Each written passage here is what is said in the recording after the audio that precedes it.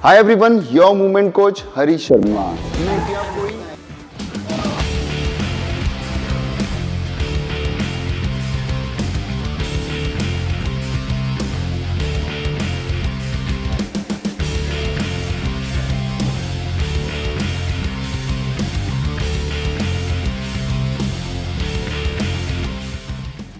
जैसा कि आपको पता है, मैं सीरीज बना रहा हूँ how poor body mechanics can रूइन your body, और ये आज पार्ट 4 है। आज हम बात करेंगे स्पाइन मैकेनिक्स के बारे में और एक बहुत ही कॉमन प्रॉब्लम डिस्क बल्ज के बारे में। डिस्क बल्ज से बहुत लोग सफ़र कर रहे हैं, मुझे कमेंट आते हैं, डीएम में पूछते हैं और क्लाइंट्स भी आते हैं। मतलब बहुत लोगों को डिस्क बल्ज हो रहा है। डिस्क बल्ज क्यों होता है, अगर ऑलरेडी हो चुका है तो उसके लिए आपको क्या करना है, मैं आज आपको सब कुछ डिटेल में बताने वाला हूँ। सबसे पहले समझते हैं डिस्क बल्ज क्या होता है। दो वर्टिब्रास के बीच में एक इंटरवर्टिब्रल डिस्क होती है जो कि ओवर कंप्रेशन और ओवर यूज़ की वजह से उसके अंदर जो लिक्विड होता है वो निकल कर साइड में आ जाता है। उसकी वजह से नर्व कंप्रेशन, अगर आपको लंबर रीजन में हुआ है तो उसकी वजह से आपको सciatica पेन, अगर आपको नेक के अराउंड हुआ है किसी भी डिस्क में तो उसकी वजह से आपको आर्म में टिंगलिंग पेन, हेड एक, शोल्डर के अराउंड पेन, नेक पेन, ऐसी कॉमन प्रॉब्लम्स अराइज होती हैं। आज आपको थोड़ा सोचने की ज़रूरत है क्योंकि जो बात आज मैं आपको बताने जा रहा हूँ ना, वो आपको पहले किसी ने गाइड नहीं की होगी। कभी सोचा है आपने डिस्क बल्ज की प्रॉब्लम नेक के अराउंड मतलब सर्वाइकल और लंबर रीजन मतलब लोअर बैक के अराउंड सबसे ज़्यादा क्यों होती है? क्योंकि हमारी स्पाइन के अंदर इन वर्टिब्रास का यूज़ सबसे ज़्यादा है। मेरी लोअर बॉडी की ज़्यादातर मूवमेंट होती हैं लंबर रीजन से और अपर बॉडी की ज़्यादातर मूवमेंट्स होती हैं सर्वाइकल से। मैं दिन में बैठकर काम करता हूँ, टीवी देखता हूँ, ऑफिस जाता हूँ, कार चलाता हूँ, इधर देखना है, उधर देखना है, ऊपर देखना है, तो हमारी C2 से लेकर C4 के अराउंड जब भी देखोगे आपको डिस्क बल्ज की प्रॉब्लम अराइज होगी, और लंबर रीजन में L4, L5 के अराउंड।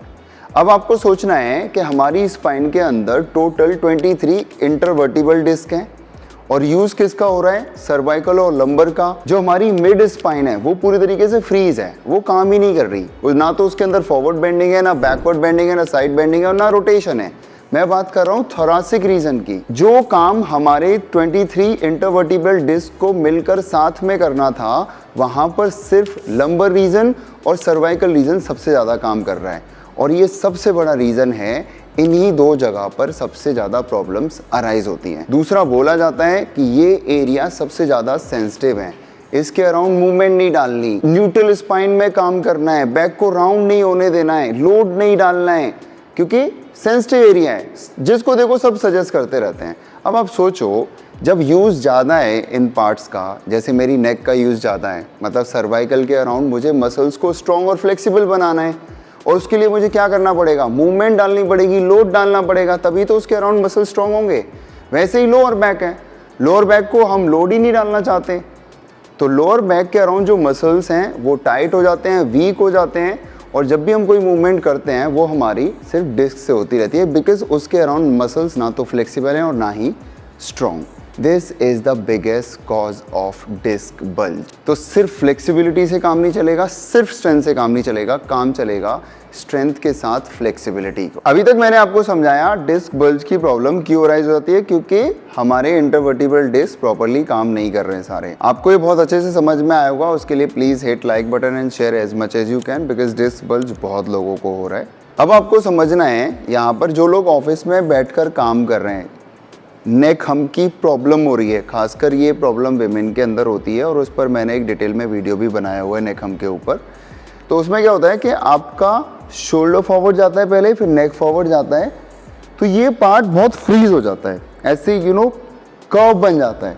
जब भी वो नेक अप करते हैं ना, तो एक होता है ना स्पाइन स्ट्रेट करके नेक अप करना, ये नहीं कर पाते। अगर उनको आप नेक अप करने के लिए बोलोगे, उसमें बहुत ज़्यादा कंप्रेशन आता है C3, C4 के अराउंड, तो वहाँ पर सबसे ज़्यादा डिस्क बल्ज होता है। दूसरा, हम जितनी भी फॉरवर्ड बेंडिंग या डे टू डे लाइफ की मूवमेंट करते हैं वो करते हैं हम लंबर रीजन से। अब हमारी लंबर रीजन में क्यों प्रॉब्लम अराइज हो रही है? क्योंकि जो हमारी फॉरवर्ड बेंड है, मतलब हमारा हर इंटरवर्टिब्रल डिस्क इक्वली स्ट्रेच नहीं हो पा रहा है। जब मैं झुक रहा हूँ तो मैं नीचे झुका, मैं कहाँ से झुका? सिर्फ लंबर से, और उठा तो लंबर से उठा। जो काम मेरे पूरे स्पाइन के हर वर्टिब्रा को करना चाहिए, वहाँ पे सिर्फ क्या कर रहा है? लंबर। अब आपको क्या करना है, इसका मतलब आपको हर वर्टिब्रल डिस्क को इक्वली स्ट्रेच करना है, चाहे वो फॉरवर्ड बेंड है, बैकवर्ड बेंड है, साइड बेंडिंग है या रोटेशन है। अब जितनी भी ये मूवमेंट मैं कर रहा हूं ना, अगर मेरी स्पाइन प्रॉपरली, मिड स्पाइन अगर फ्लेक्सिबल नहीं है और स्ट्रांग नहीं है, तो जितनी भी मैं मूवमेंट करूंगा वो सब करूंगा या तो नेक से या लंबर से। अब इसके लिए क्या करना है, सबसे पहले आपको अपनी फॉरवर्ड बेंडिंग इंक्रीज करनी है। पहले नेक इन, शोल्डर फॉरवर्ड, फॉरवर्ड बेंड। हम क्या करते हैं, हम झुक जाते हैं बस। हमें अपनी स्पाइन को राउंड करना है, उसमें कर्व बनाना है। अगर मैं बैकवर्ड बेंड करूं तो उसमें भी मुझे कर्व बनाना है। कर्व बनाने की जगह क्या करते हैं हम लोग, सिर्फ लंबर रीजन से कर्व बना देते हैं। अब देखो, फॉरवर्ड बेंड में भी लंबर रीजन यूज हो रहा है और बैकवर्ड बेंड में भी लंबर रीजन यूज हो रहा है। जब मैं रोटेशन कर रहा हूं, मेरे रिब केज के अराउंड मसल सारे टाइट हैं, अगर मैं रोटेशन भी कर रहा हूं तो कहां से मूवमेंट हो रही है, लंबर रीजन से। खासकर ये प्रॉब्लम सबसे ज़्यादा किसको अराइज होती है, जो गोल्फ खेलते हैं। गोल्फर्स को बहुत लंबर रीजन में प्रॉब्लम्स अराइज होती हैं। अब यहाँ पे एक और प्रॉब्लम है, जो डिस्क बल्ज की प्रॉब्लम है, वो जो लोग ओवर फ्लेक्सिबल हैं उनके साथ भी हो रही है, जो लोग जिम जा रहे हैं उनके साथ भी हो रही है। तो इसमें क्या प्रॉब्लम है, इसमें प्रॉब्लम है जो ज़्यादा फ्लेक्सिबिलिटी कर रहा है, योगा कर रहा है, वो स्ट्रेंथ पर काम नहीं कर रहा, हर इंटरवर्टिबल डिस्क का इक्वली यूज़ नहीं कर रहा।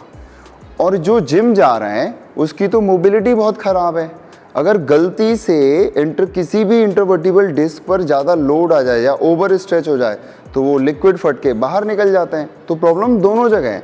हमें यहाँ पे बैलेंस फाइंड आउट करना है, वो भी हर डायरेक्शन में इक्वली। ऐसा नहीं है कि सिर्फ फ्लेक्सिबिलिटी से काम चलेगा, स्ट्रेंथ पर भी काम करना है।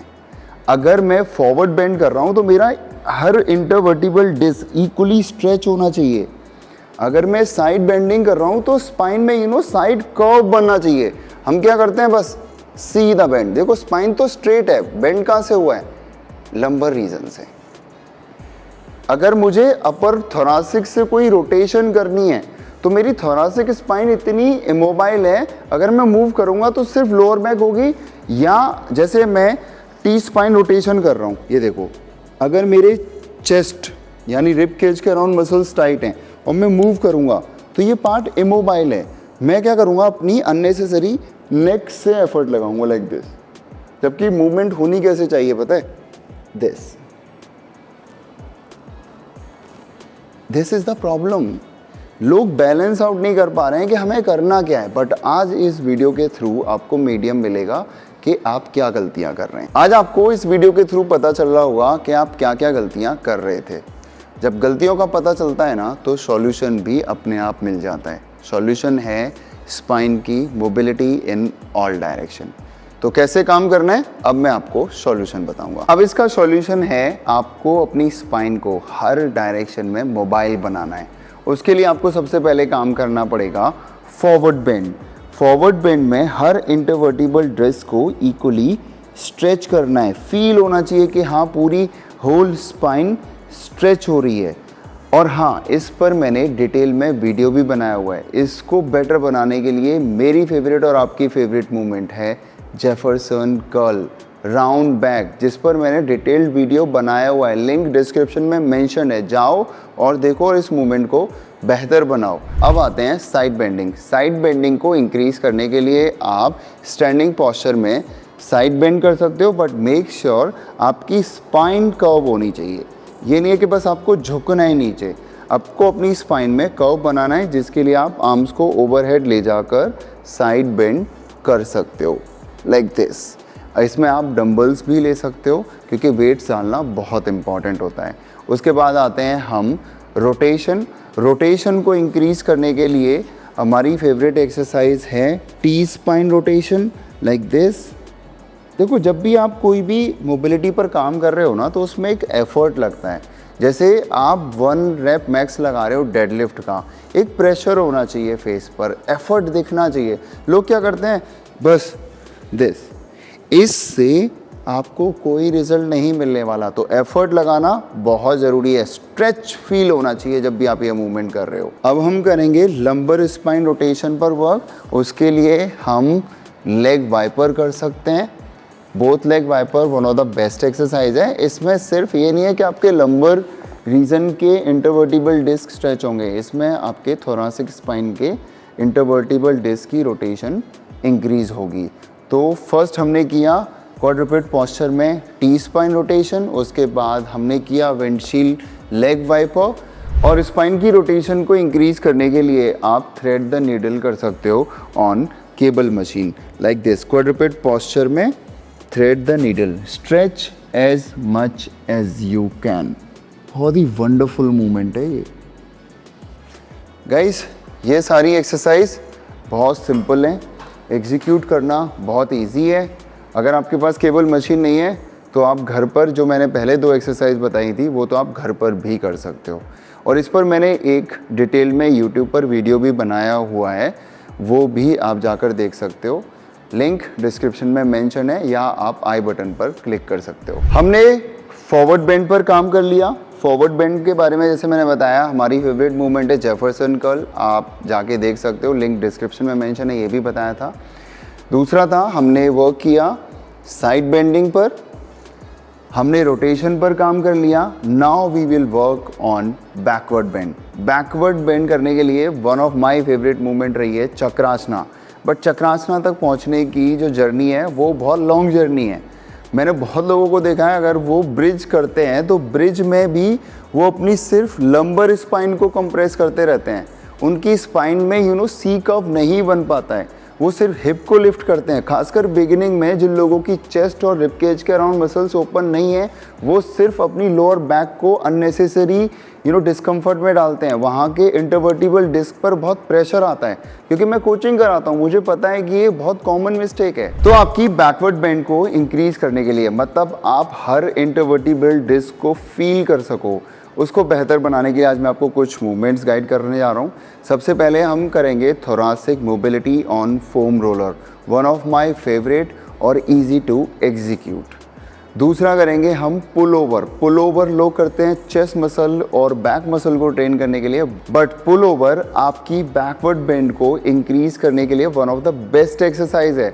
मैंने एक शोल्डर मोबिलिटी के रिगार्डिंग वीडियो भी बनाया था, जिसमें आपको गाइड किया था कि हमारी लैट मसल टाइट है, और अगर मैं अपने आर्म को ओवरहेड पोजीशन में लेकर जा रहा हूँ, मेरी लैट टाइट है, तो लैट टाइट होने की वजह से भी क्या होगा, मूवमेंट आपकी लोअर बैक से कॉम्प्रोमाइज़ होगी, तो लोअर बैक में आर्क बनेगा, बिकॉज हमारी थोरासिक स्पाइन ओपन नहीं है लाइक दिस।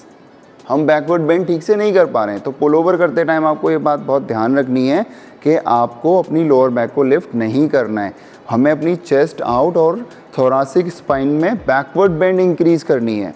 उसके बाद आप thoracic spine against the wall भी कर सकते हो, बहुत ही वंडरफुल मूवमेंट है, उसमें आपके चेस्ट, शोल्डर्स और थोरासिक स्पाइन की बैकवर्ड इंक्रीज होगी। तो गाइस, आपको इन सभी मूवमेंट्स को एग्जीक्यूट करने में कोई प्रॉब्लम ना हो, मैंने इस पर एक डिटेल्ड यूट्यूब वीडियो बनाया हुआ है, how to avoid lower back injuries, जहां पर मैंने इन सभी मूवमेंट्स के बारे में डिटेल में डिस्कस किया है। लिंक डिस्क्रिप्शन में मेंशन है या आप आई बटन पर क्लिक कर सकते हो। मैंने उस वीडियो में सब कुछ बताया हुआ है, backward bend, forward bend, side bend, rotation, everything. आप वो वीडियो देख सकते हो, उससे आपको और भी ज़्यादा हेल्प मिलेगी एक्सरसाइज को एग्जीक्यूट करने में। गाइस, आई होप आपको ये वीडियो बहुत अच्छा लगा होगा। जितने सिंपल वे में मैंने आज आपको ये एलैबोरेट किया है, शायद पहले आपको किसी ने नहीं बताया होगा। तो ये जो नॉलेज मैं आपके सामने डिलीवर कर रहा हूँ ना, ये ऐसा नहीं है कि मैं रट्टा मार के आया हूँ, ये मेरे पिछले 13 सालों की मेहनत है। मैंने खुद प्रॉब्लम से सफ़र किया है और उनको सॉल्व भी किया है। तो जो प्रॉब्लम आप फेस कर रहे हो ना, मैं ऑलरेडी फेस करके आ चुका हूँ। तो ये नॉलेज डिलीवर कर रहा हूँ ना, ऐसा नहीं है कि सिर्फ किताबी नॉलेज है, मैंने हर मूवमेंट पर मास्टरी की है। जो प्रॉब्लम्स थी उनको बहुत अच्छे से समझा है और प्रैक्टिकली मैंने लोगों पर काम किया है, तब जाके मैं इतने अच्छे और सिंपल वे में आपको इस नॉलेज को डिलीवर कर पा रहा हूँ। तो गाइस, मेहनत लगती है वीडियोस बनाने में, एडिट करने में और उसको आप तक पहुँचाने में, तो please share as much as you can. और आपको नेक्स्ट वीडियो किस पर चाहिए आप कमेंट करके बताओ, मैं उस पर भी डिटेल में वीडियो बनाऊंगा। गाइस, आपको यहाँ पर हर प्रॉब्लम का सॉल्यूशन मिलेगा। मैं आपको डरने नहीं दूंगा, मैं आपकी फिटनेस जर्नी ख़त्म नहीं होने दूंगा, बिकॉज ये पर्सनली मैं फील करके आया हूँ कि जब आपकी मूवमेंट्स ख़त्म हो रही होती है ना, तो आप कैसा फील करते हो, ये किसी डिप्रेशन से कम नहीं है। मिलते हैं नेक्स्ट वीडियो में और मुझे बताओ नेक्स्ट वीडियो किस पर बनाना है।